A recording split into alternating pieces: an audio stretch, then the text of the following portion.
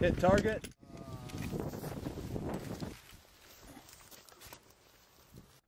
Okay, so let's start with a quick overview of the Huber two-stage trigger for the Remington 700. Now, I'm going to do my best to translate this for you into English because there's a lot of intricacies that, when communicated in the language of physics and mathematics, seem kind of overwhelming. And if you go on the website, or if you get a chance to talk with John Huber, it might go a little bit over your head. There's a lot going on here, but I'm going to do my best to try to explain this to you because there's a lot more going on than meets the eye. To start off, the Huber triggers are designed on a standard 2-plate hanger cartridge, which embody the trigger elements like the sear and the internal redundant safety. They utilize anti-friction ball bearings.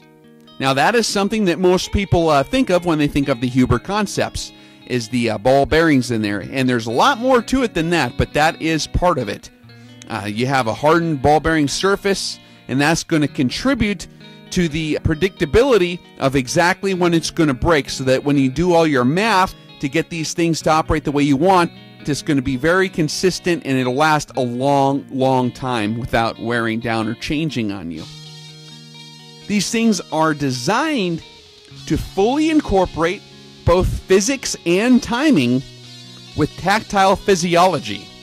And what I mean there, tactile physiology is how the human part of the weapon system operates. And this thing was developed with the physics and the timing of the trigger to interface properly with the physiology of the human trigger finger. And that sounds kind of silly at first, but we'll get into this and I'll explain how that works. Now, I've tested this thing for a little while here. We put it on the AWT stock. It's a Remington 700 SPS 243 was our test rifle. And effective use of this trigger can amount to dramatic improvements to both time on target as well as shot accuracy, especially under less than ideal conditions. These things are designed specifically to improve the shooter proficiencies and discipline. Most aftermarket triggers today are single-stage designs that fail to account for half of the physics involved with the man part of the shooting platform. These triggers are not a normal lever trip device. Huber utilized higher-order mathematics, talking about exponents rather than integers, when he was doing his rotation equations. So these are very, very well thought out. I'm going to index it at 9. Okay. Set my parallax at about 9. Okay, we're on site.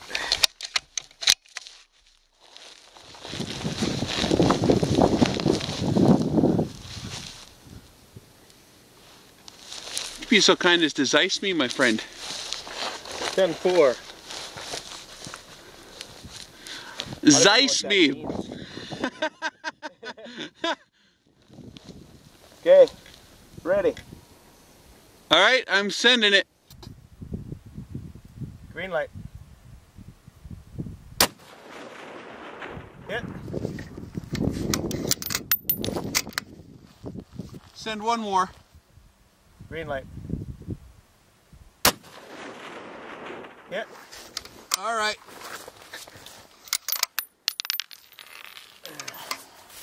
So these triggers exceed TRADOC rough handling requirements, as well as the FBI Academy's 1.5 meter drop test and rough handling and corrosion control tests. So these things are pretty heavy duty, and they've been proven to be able to take a beating. TRADOC, by the way, is the U.S. Army Training and Doctrine Command. Now, the form and function on these triggers are durable for 100,000 shots.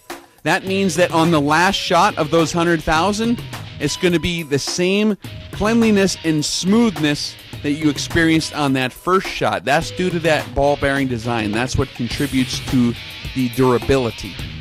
Now, the Huber anti-friction ball triggers are inspired and designed for two-stage operation, but they are configurable to zero creep single stage. The pull weights are single stage as low as half a pound, and the two-stage as low as 1.5 pounds. The Huber triggers are 100% made in the United States. There's no Remington original equipment parts used. These things are a true staged break trigger, and they're very, very quite safe design, actually. The trigger operates through sequenced acceleration and rotation of the third element in interacting ball bearings. The trigger does not directly release the sear, and it decreases the tendency to fire through the bolt closing and inadvertent trigger movement. So you're not going to have one of those Remington moments. These things are incredibly safe and very, very reliable and rugged in their operation. If engagement is terminated at the connector, it'll be reset with the safety or open bolt. So if you have the safety on, it's not going to release.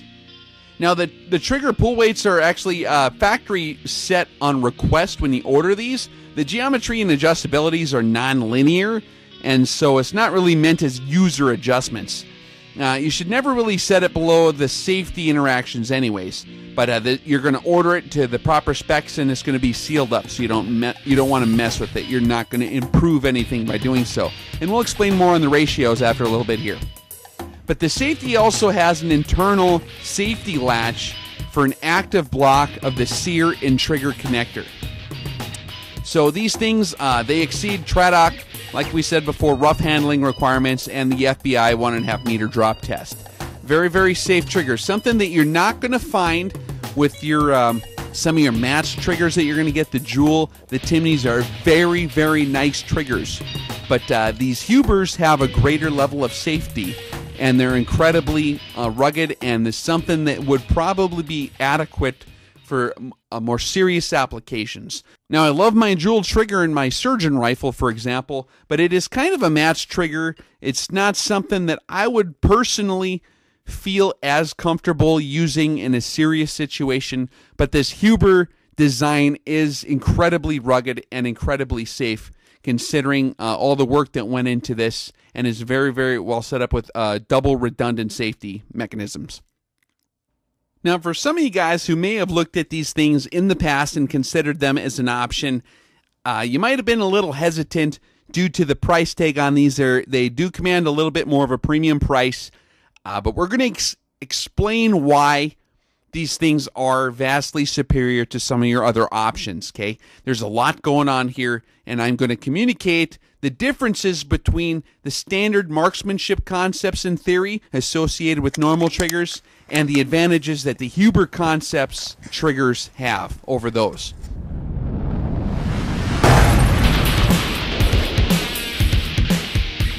So first, we're going to need to review the fundamentals of basic rifle marksmanship, utilizing standard trigger designs.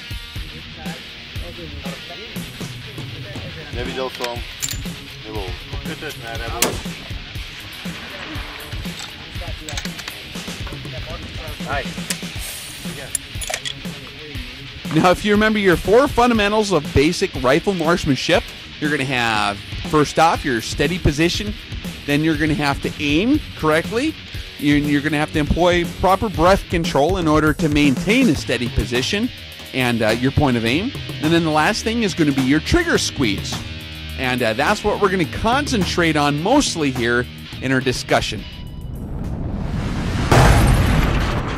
Now, if the trigger, according to standard marksmanship concept, if the trigger is not properly squeezed, the rifle is going to become misaligned with the target at the moment of firing. Okay? Now, what you have going on here is you're going to lay down, establish a steady shooting position, and what most guys do, just to make a long story short, is you get the crosshairs perfectly centered on the exact point of aim of where you want the bullet to go after you have all your firing solution dialed in, okay? And you're going to start to employ trigger pull, okay? Now, any sudden movement of the finger on the trigger can disturb the lay of the rifle and cause you to completely miss the target, especially when we're talking small targets or long range, okay, precision shooting. The precise instant of firing should be a surprise to the shooter. And what we're talking about is, with a standard trigger, you're going to have some degree of stacking time. And what we're talking about there is, on a single stage trigger, it's going to go from 0 pounds to 3.5 pounds, or 2.5, or whatever, 7 pounds. You know, whatever your trigger is set at, it's just going to be a build-up from there, okay? And you're never going to really be able to perceive exactly when that thing is going to break. And that's the challenge, because you have to maintain perfect aim on your target, okay? So that when it does break, your crosshairs are going to be perfectly centered on your intended point of aim when it goes off. So the idea under standard marksmanship concept is that it's going to be somewhat of a surprise when the trigger goes off, because there's going to be anticipation of noise and recoil factored into this as well. And if you jerk the trigger back too quickly, that's going to cause some problems with you as far as flinching is concerned. And of course, if you jerk the trigger too quickly, you could risk misaligning the rifle from the target, okay? So it's going to be a slow, gradual process, continuing to build pressure on the trigger until it goes off. It'll kind of be a surprise. And that's the way that most people have kind of defined this fundamental of marksmanship, the trigger squeeze. Now, the challenge here is that obviously there's going to be a certain amount of wobble area, okay?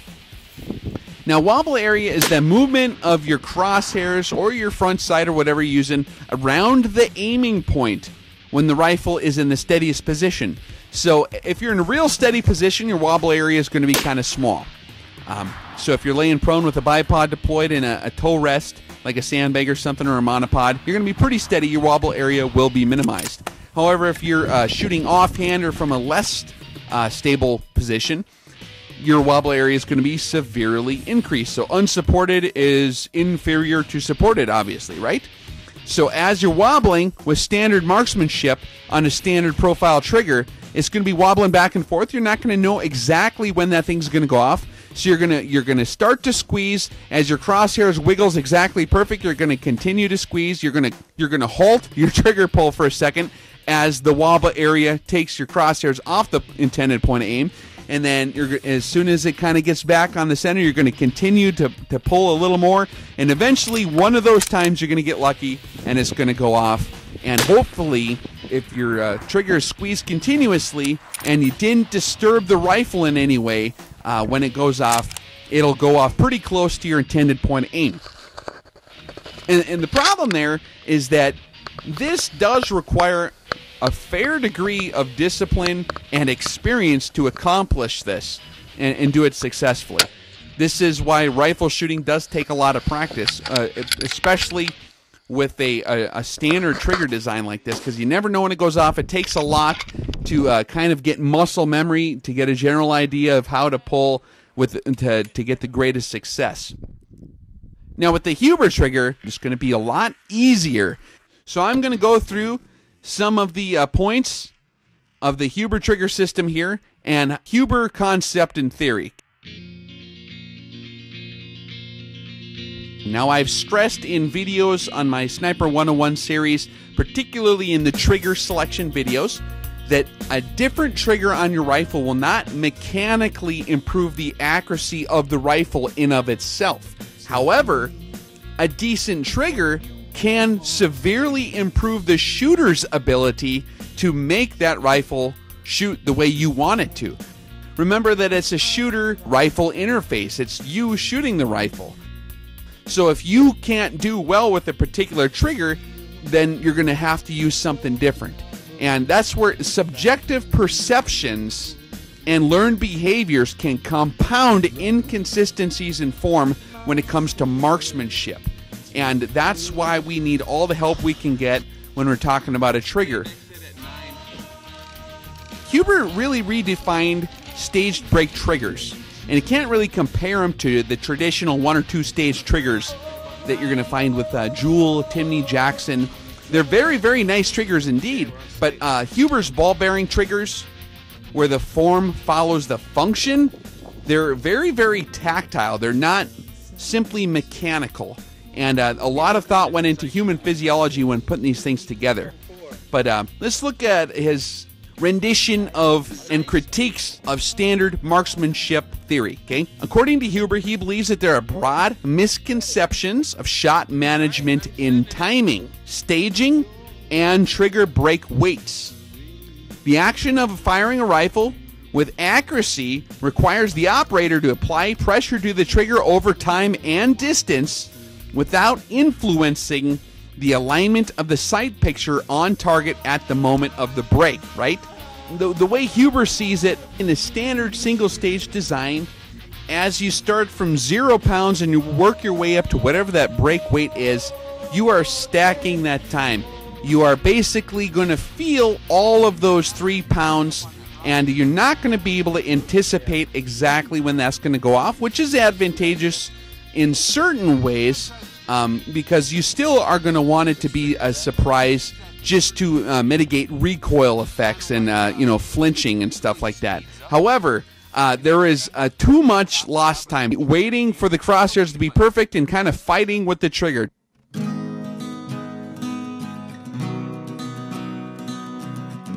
Even a match trigger, my Jewell is a beautiful trigger on my Surgeon rifle, but even that thing, you're going to have a little bit of time. It does break very nice, but you're stacking time. That whole 2.5 pounds on my 2.5 pound Jewell trigger, you're going to feel the whole thing. And if you're going slow and steady, if you're doing proper trigger squeeze, it's going to be continuously increasing the load in such a way to where it's going to be a greater perceived pull weight. Now, what Huber's talking about here in his theory is that with the 2-stage, weights are subtractive, okay? Which means that if you have a 2-stage trigger, that first stage, let's say it's 1 pound, okay? So you take up the slack, and 1 pound is barely discernible on the human finger. I think the human finger can only discern like 3/4 of a pound or something like that. Varies a little bit biologically, I'm sure, between different folks. But that first pound is going to be just barely discernible. It's like there's almost nothing there. When you, let's say the second stage is 2 pounds.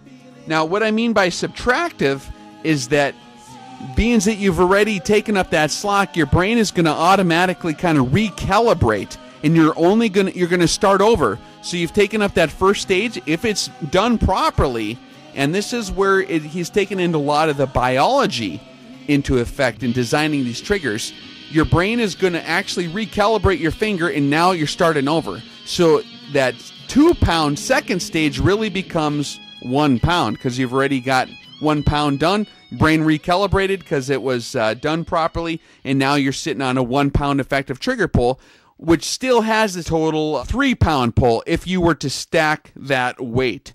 But just the way it is ergonomically and with the human physiology in mind, it's effectively a 1 pound break.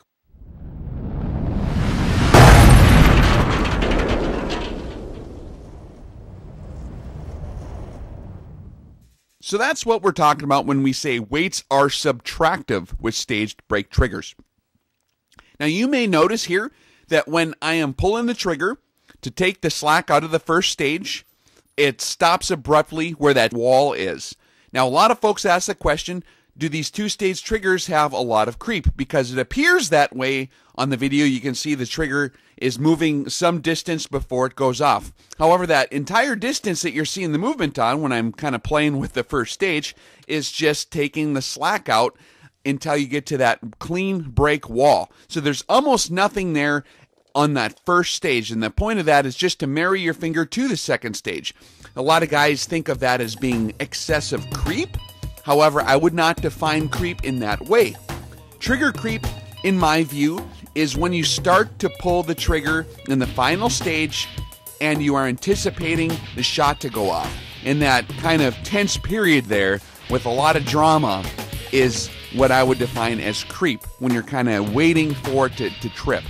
So in the Huber 2-stage trigger, you're going to take up the slack of the first stage, and that's not even going to really register in your brain. That's just going to get your finger married up to that wall. And once you're there, there is almost zero discernible creep. Once you just begin to apply pressure, the trigger trips and it sends it. So ergonomically speaking, there is zero creep as far as the trigger is concerned in that true break stage when the round is about to be sent downrange. In English, what that means is that when you are at that wall, that the way it's going to feel to where that break is going to be almost instantaneous. Like I described on one of the videos before, the first signal that your brain sends to your trigger finger is going to be right there. You're going to have a lot more control on when it goes off, and it's going to reduce your time fighting with the trigger. But you're still going to be able to properly employ your basic marksmanship techniques. It's still going to be a little bit of a surprise when it goes off, so that will completely mitigate all your flinching problems that are going to happen due to anticipated recoil. Everyone flinches on a recoiling rifle that goes boom. It's just a matter of flinching after the bullet's gone is really the trick. But with this Huber trigger, a lot of that fight that you're going to have, continuously taking the slack out and trying to stack that time and build it, is going to be completely eliminated.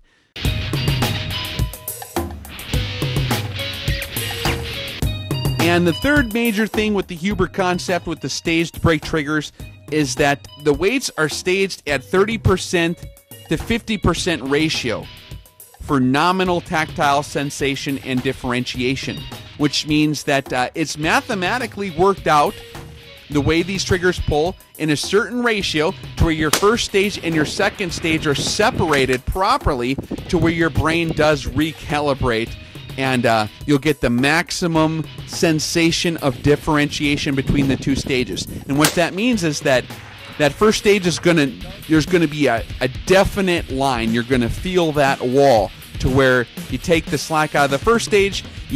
Once you're on that second stage, there's gonna be no doubt. It's gonna be very, very obvious on where you're at when you're pulling the triggers. There's no slop at all in these things. They're very, very precise. All right, so I realize that's quite a mouthful. That's a lot of information right there. So what does all this mean when you're actually laying behind the rifle? And what does it really do for a guy? Okay, well, in my humble opinion, I think that there are some major advantages to this particular trigger design. A lot of match shooters are already familiar with the advantages of a true two-stage match trigger, okay? So I don't really need to convince them of what's going on. If you've never tried a two-stage trigger before, you should really check one out. It becomes obvious very quickly what's going on there, okay? And it has to do with the weight being subtractive when you have a two-stage. And that's why a lot of guys like it. Now, this Huber trigger, immediately a guy could tell that it was a true match two-stage trigger that was done very well. The ratios did work out very well. I don't know how much testing John had to do to figure that out, but it was very, very well thought out, and it proved very effective in the field. This is why I think the Huber triggers are probably your best option. And it's a small list here, and I'll just go over the highlights of what I think's going on here.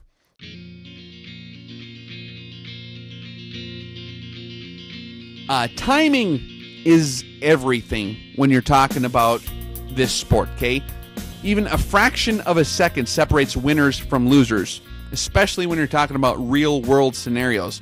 So you only have a very small window in time for all your factors to come together for that apparent break moment in time. So if you're 1 millisecond too early or too late, we talked about that wobble area. When you were talking about your trigger control, you're going to slowly be squeezing. The nice thing about this Huber trigger is that it's instantaneous almost. As soon as your crosshairs are perfect, you send that signal to your finger, and there she goes. It's right there. There's no screwing around, and it severely decreases the time needed to go through that entire process. So the better timing and the tactile feel enhances the human shooter more than a normal trigger would, which is an improved mechanical lever. This thing is truly integrated with the human shooter in mind. That's the best way I can explain it. Also, something that you can't get with a lot of other match triggers is these things are truly safe and rugged. Like I said before, they exceed the TRADOC rough handling requirements and the FBI Academy's 1.5 meter drop test, rough test handling, and corrosion control test. Okay, they sprayed them with salt water. They're rugged and reliable, as well as safe. And like we just said too, there's no stack time with the 2-stage. I do prefer 2-stage triggers. Even for me, just laying down, we're shooting at these long-range plates, and I noticed that my time has severely decreased in between shots because it takes a quarter of the time than it would with a different trigger to get on target, to get that perfect crosshairs placement. The second I send that signal, it's right there. And it's very, very quick. Another area where this could be highly advantageous is if you're employing different lead techniques. There's a trap method and there's a swing through method with lead. A lot of guys like to do the trap method. That's where you basically swing in front of the target, you pick a position, you aim steady at it. When your target walks into like 1 or 2 mils or whatever your target lead is going to be, you need absolute control over the trigger to send that round on time so that it can hit. So it can be very, very superior to other triggers in that respect. When you're talking about a target lead, if you especially employ that certain method. So, and of course, like we said before, the 100,000 round shot durability due to the ball bearing technology is also a winning situation for you. So definitely check out these Huber triggers. They are priced. Actually, I think the value on these things for what you actually get in the end is worth the money for sure. In my humble opinion, I'm a guy who has always been very hesitant to upgrade the trigger on a rifle. I've always been able to make standard triggers work fine. I've got a lot of trigger time behind rifles. I can fight with a real bad trigger. I did growing up my whole life. Lots of time on M16, AR-15 rifles. As you know, those things aren't famous for their beautiful triggers out of the box, right? And but I made them work, so I figured out how to do it. However, if I was going to do an upgrade, especially for this particular discipline, long-range precision shooting, I think that this particular trigger, the Huber 2-stage Remington 700 trigger, if you got that platform, and it'll work with your any of your other clones as well, is going to be your choice. Especially when you consider the combination of the durability and the safety and the incredible tactile sensation of this trigger. That's the winning combination. You're not going to get all those things combined in any other trigger. Some of your other triggers are very, very nice break, but they're not going to have that degree of ruggedness or safety. Okay, so I think that the Huber is actually a clear choice for any upgrade. If you plan on upgrading your trigger, this is the one I would put my stamp of approval on. Otherwise, I would just deal with the standard trigger probably, whatever you use in. If you're building a rifle from the ground up and you have no factory trigger to deal with, obviously you have other choices. And I do, like I said, I'm not slamming on Jewell or Timney or any of the other nice triggers out there. But if I was going to spend the time and money investing in a serious long-range precision platform, especially if you're going to use it for serious applications, I would opt for the Huber 2-stage trigger. I will probably end up reviewing the Huber 1-stage trigger for all of you guys who are still a little skeptical on the design, or maybe you have it burnt into your brain already from multiple thousands of rounds out of 1-stage trigger to where you're not excited about the 2-stage. So I will review most likely here the Huber 1-stage trigger as well to give you my full honest impression of that system. And we're planning on also talking about some of these other military triggers available, perhaps for a Mosin Nagant, maybe for Craig Jorgensen or a Mauser. We'll see what we can get rolling here. But I think that this is definitely something you're going to want to at least investigate if you're planning for a trigger upgrade. Yep. All right.